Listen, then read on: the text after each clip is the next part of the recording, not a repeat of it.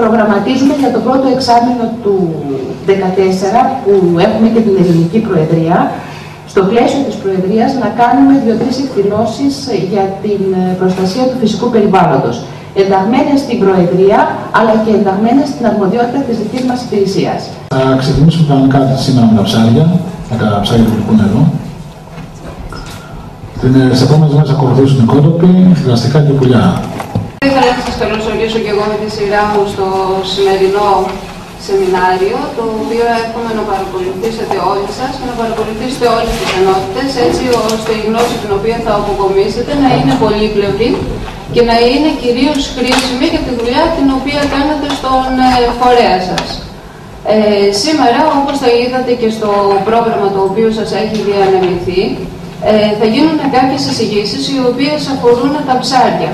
Σύμφωνα και με τις υποδείξεις από την διοργανώτρια Επιτροπή, έχουμε αποφασίσει και χωρίσαμε αυτές τις εισηγήσεις τις οποίες θα σας παρουσιάσουμε σε 3 μέρη. Θα σας παρουσιάσω την μεθοδολογία που προτείνεται από το Ευρωπαϊκό Πρότυπο των Διαδρομών για την κτηματοληψία ψαρινών στις Σελήνες. Θα σας παρουσιάσουμε τα πρώτα αποτελέσματα που ανάλογα φαντάζομαι ότι θα έχετε και οι υπόλοιποι φορείς σε σύντομο χρονικό διάστημα, γιατί νομίζω ότι οι περισσότεροι έχετε προχωρήσει τις αναθέσεις των έργων. Πρώτα απ' όλα λέγομαι Μάνος Κουτράκης, είμαι τακτικός ερευνητής του Ινστιτούτου Ελευθερικής Έρευνας του ΕΛΓΟ πλέον, είναι το παλιό ΕΘΙΑΚΙ, ο Ελληνικός Γεωργικός Οργανισμός ΔΙΝΤΑ,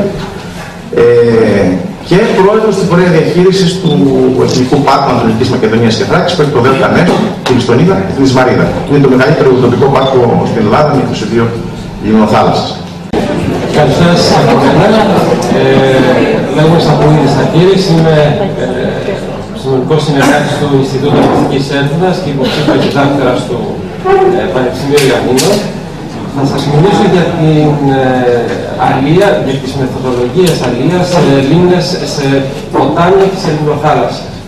Την περιοχή αρμοδιότητας του Φορέα Διαχείρισης Λιμνών Κορώνιας Βόλβης περιλαμβάνει καταρχήν το Εθνικό Πάρκο των Λιμνών Κορώνιας, Βόλβης και των Μακεδονικών Θεμβών, γύρω από το οποίο ορίζονται 2 ζώνες προστασίας, η Α και η Β ζώνη.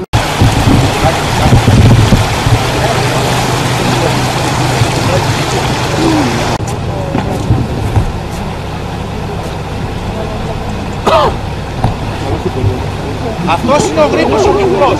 Αυτός έχει μήκος μόλις 4 μέτρα και είναι για μικρά τέτοια κομματάκια. Το μάτι του είναι 1 χιλιοστό. Δεν έχει μεγάλο σάκος αυτό που σας δείχναμε. Έχει πολύ μικρό σάκος, γι' αυτό έχει μια άλλη τεχνική στο κλείσιμο. Λοιπόν, βλέπετε τώρα, εδώ έχουμε διαφορετικά μικροενδιαιτήματα. Άλλο είναι αυτό που έχει την έντονη ροή και εκεί πρέπει να μετρήσουμε την παροχή. Και η ηλεκτραλία τώρα έχει την απόχη, που είναι η άνοδος, και το καλώδιο που έχει αφήσει από πίσω του, το βλέπετε, είναι η κάθοδος.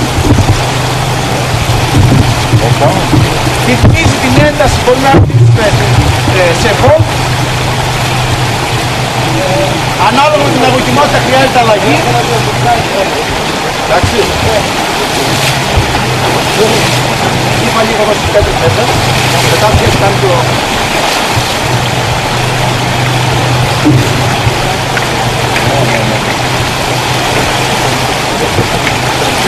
Πώς και μετά στο καλό του...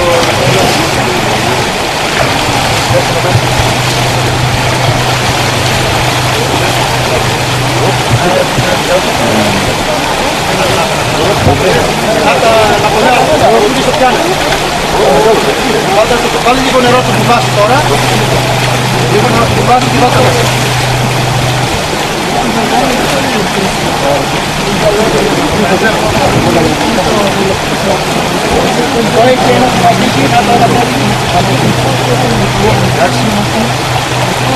Εδώ ένα.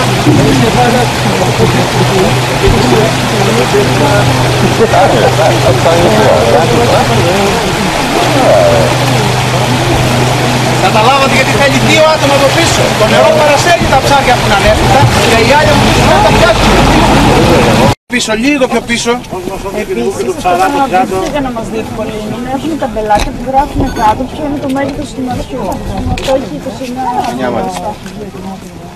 29. Αυτό είναι το ένα το κομμάτι. Βλέπετε εδώ πέρα που είναι το χέρι μου, είναι η ένωση που σημαίνει ότι εδώ αλλάζει το μάτι. Εδώ είναι άλλο. Εγώ που το ξέρω. Πήρα πληροφορίες πάνω μου κατευθείαν.